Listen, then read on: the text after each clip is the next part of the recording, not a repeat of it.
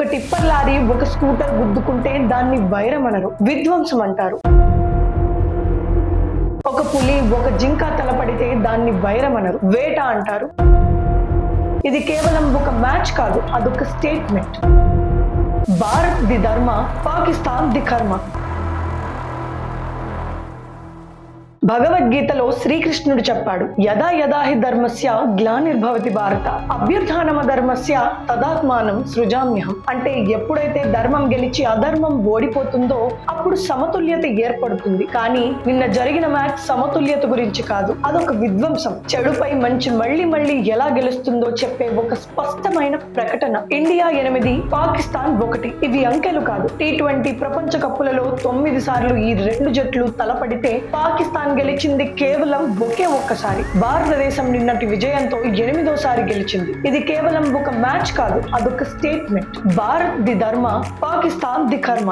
నిన్న రాత్రి flood light వెలుగులో ఆ 22 గజాల పిచ్ మీద భారత క్రికెట్ జట్టు ప్రశాంతంగా నిలబడింది. పాకిస్తాన్ జట్టు ప్రయత్నించింది, కానీ ప్రశాంతత గందరగోళాన్ని ఓడించింది, ప్రణాళిక ఒత్తిడిని ఓడించింది, నిశ్శబ్దం చేత వాగుడిని ఓడించింది. ప్రపంచమంతా ఒక హై వోల్టేజ్ డ్రామాను ఊహించింది, ఉత్కంఠను ఊహించింది, చివరి ఓవర్ థ్రిల్లర్ ను ఊహించింది. కానీ వాళ్లకు దక్కింది ఏంటో తెలుసా? నిశ్శబ్ద ఆధిపత్యం. మొదటి బంతి నుండి ఎక్కడా గందరగోళం లేదు, ఆందోళన లేదు, భయం లేదు. ఉన్నది కేవలం నియంత్రణ. భారతదేశం భావోద్వేగంతో ఆడలేదు, అధికారంతో ఆడింది. బౌలింగ్ పదునుగా ఉంది, ఫీల్డింగ్ విద్యుత్ లా ఉంది, బ్యాటింగ్ కనికరం లేకుండా ఉంది. ఒక్కసారి మీరే ఆలోచించండి. ప్రపంచం మొత్తం క్రికెట్ లో అతిపెద్ద వైరం అని పిలిచే మ్యాచ్ లో ఫలితం ఒక్క క్షణం కూడా సందేహంగా అనిపించలేదు. ఇక్కడే అసలు పంచ్ లైన్ ఉంది. ఈ టోర్నమెంట్ లో అమెరికా, నమీబియా వంటి చిన్న జట్లతో ఆడిన మ్యాచ్ల కంటే పాకిస్తాన్ పై భారతదేశం సాధించిన విజయం ఎంతో సులభంగా అనిపించింది. అవును,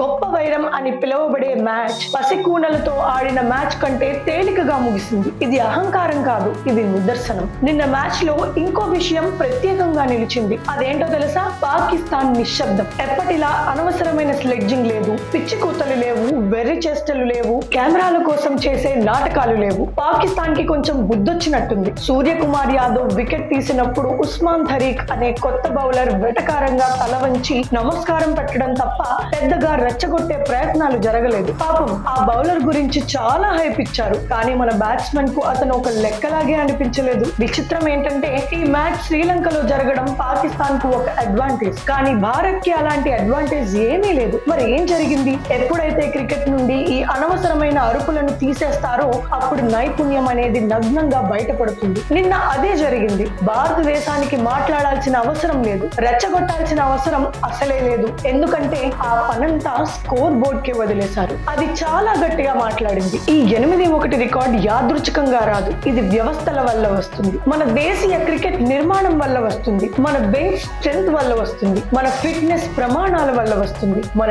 నాయకత్వ స్పష్టత వల్ల వస్తుంది. ఈ రోజు భారతదేశం ఒక సూపర్ స్టార్ మీద ఆధారపడి లేదు. ఒక ఆటగాడు విఫలమైతే మరొకరు ముందుకొస్తారు. అభిషేక్ శర్మ విఫలమైతే ఇషాన్ కిషన్ నిలబడతాడు. కుల్దీప్ యాదవ్ విఫలమైతే తిలక్ వర్మ ఆదుకుంటాడు. ఒక ప్లాన్ పని చేయకపోతే మరో ప్లాన్ సిద్ధంగా ఉంటుంది. ఒత్తిడి పెరిగితే సంయమనం పెరుగుతుంది. ఇదే పాకిస్తాన్ లాంటి మామూలు జట్లకు భారత్ లాంటి గొప్ప జట్లకు ఉన్న తేడా. ఈ విజయం కేవలం క్రికెట్ అభిమానులకే కాదు, ప్రతి భారతీయుడికి సంబంధించింది. ఒకప్పుడు ఈ మ్యాచ్లు మన గుండెల్లో చెప్పలేని ఆందోళనను, టెన్షన్ ను దింపేవి. కానీ ఇప్పుడు నమ్మకం ఉంది, ప్రశాంతమైన నమ్మకం. భారత జట్టు గెలవాలని ఆశిస్తూ గ్రౌండ్ లోకి అడుగు పెట్టలేదు, గెలుస్తామనే నమ్మకంతో అడుగు పెట్టింది. ఆ నమ్మకాన్ని నిలబెట్టుకుంది.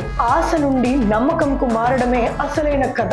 బహుశా ఈ ఇండియా వర్సెస్ పాకిస్తాన్ అనే కథనాన్ని మార్చాల్సిన సమయం వచ్చిందేమో. ఒక టిప్పర్ లారీ ఒక స్కూటర్ గుద్దుకుంటే దాన్ని వైరం అనరు, విధ్వంసం అంటారు. ఒక పులి ఒక జింక తలపడితే దాన్ని వైరం అనరు, వేట అంటారు. రైవల్రీ, వైరం అనేది ఇద్దరు సమానంగా ఉన్నప్పుడు రసవత్రంగా ఉంటుంది. ఒక జట్టు నిరంతరం ఎదుగుతూ మరో స్థాయికి వెళ్ళిపోయినప్పుడు ఆ పోలిక పాతబడిపోతుంది. ఇది అగౌరవం కాదు, ఇది పరిమాణం. తయారీలో, అమలులో, మానసిక బలంలో భారతదేశం ఒక ప్రత్యేకమైన స్థాయికి చేరుకుంది. నిన్నటి మ్యాచ్ ఆ నిజాన్ని ప్రపంచానికి స్పష్టంగా చూపించింది. ఈ విశ్లేషణపై మీ అభిప్రాయం ఏంటి?